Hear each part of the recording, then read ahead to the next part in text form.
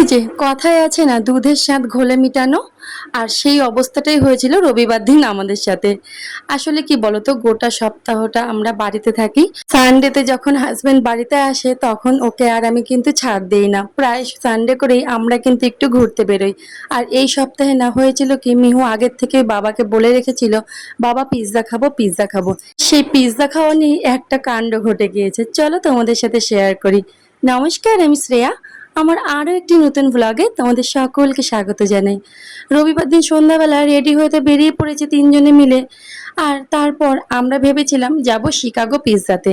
এতে আবদার করেছে বাবার কাছে, আর সেই আবদার কি বাবা ফেলতে পারে?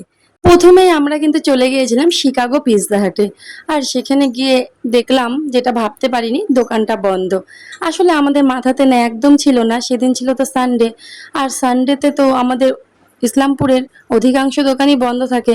আর আমাদের যেতে যেতে প্রায় ওই 8:30-9টা বেজে গিয়েছিল, দোকানটা বন্ধ হয়ে গেছে।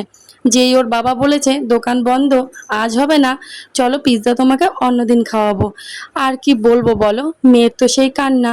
আর আমাদের ওর বাবার একটা অভ্যাস আছে, ও ভালো জায়গা ছাড়া, মানে ওর যেখানে যেটা খেয়ে ভালো লাগবে, অন্য জায়গায় ও কিন্তু সচরাচর যেতে চায় না। তারপর আমি বললাম, চলো একটা অন্য কোনো দোকান থেকে পিৎজা কিনে খাওয়াই।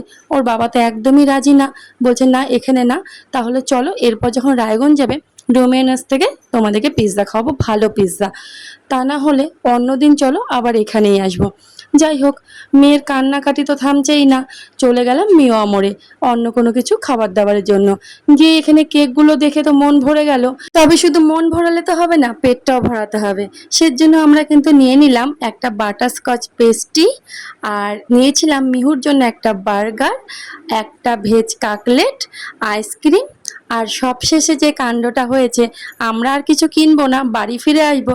কিন্তু সেখানে রাখা ছিল সেই পনির পিৎজা আর চিকেন পিৎজা, কিন্তু সেইগুলির দাম কিন্তু খুবই কম। অ্যাকচুয়ালি ওইগুলো পিৎজা না, ওই বাচ্চাদেরকে মন ভোলানোর পিৎজা। ওর দাম ছিল 50 টাকা করে।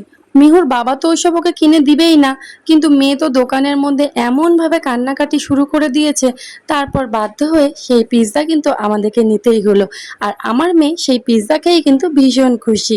যে আগেই বললাম না, দুধের স্বাদ ঘোলে মিটানো, কথাটা মিললো কিনা বলো তো?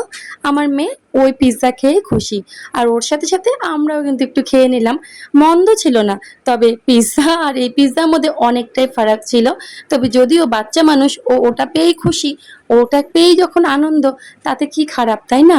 তারপর আমরা সেখান থেকে বেরিয়ে কিন্তু চলে গিয়েছিলাম আমার ভীষণ প্রিয় একটা জায়গাতে, আমার কাকিমুনির বাড়িতে। আর সেখানে গিয়ে মিহু না খুব খুশি হয়। ওখানে ওর দুটো পিপি আছে, সেই পিপিদের সাথে ও থাকতে খুব ভালোবাসে। সেখানে গিয়ে ওদের সাথে কত গল্প, পড়াশুনো, বিভিন্ন কিছু করে সময় কাটালো। সেখানে গেলে যে কি করে সময়টা কেটে যায় বুঝতেই পারি না। এই বাড়িটার সাথে না আমার হাজারো স্মৃতি জড়িয়ে আছে। তাই জন্য আমার তো একটা ভালো লাগার জায়গা এখানেই। তার জন্য সময়টাও খুব তাড়াতাড়ি কেটে যায়। তারপর সেখান থেকে আমরা কিন্তু বেরিয়ে পড়লাম বাড়ি যাওয়ার জন্য, কারণ রাত তখন প্রায় 9টা বেজে গেছে। তাহলে আজকের ভিডিওটা এখানেই শেষ করছি। কেমন লাগলো ভিডিওটা অবশ্যই একটা কমেন্ট করে জানাবে। যদি ভালো লেগে থাকে লাইক, কমেন্ট, শেয়ার করে পাশে থেকো। টাটা।